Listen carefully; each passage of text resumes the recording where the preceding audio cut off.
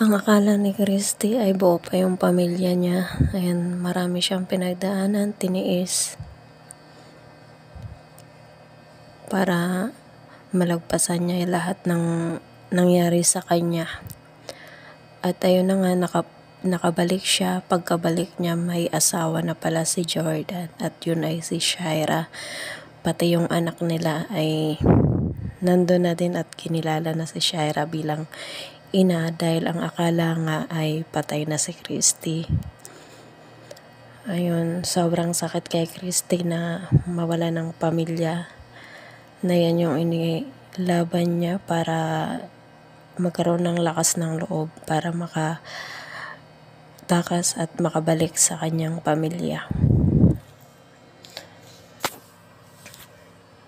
Ayan, ang huling iyak ni Christy.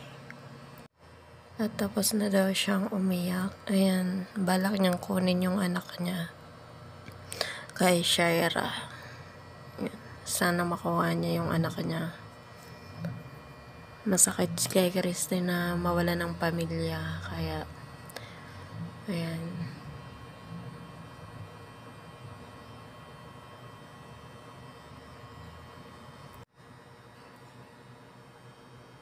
Hindi niya inakalang may ibang asawa na pala si Jordan.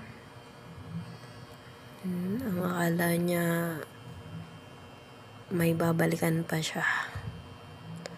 Ayan.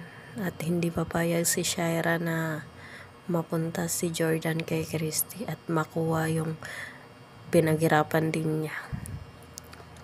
At kasal na rin sila. Ayan. Salamat sa panonood.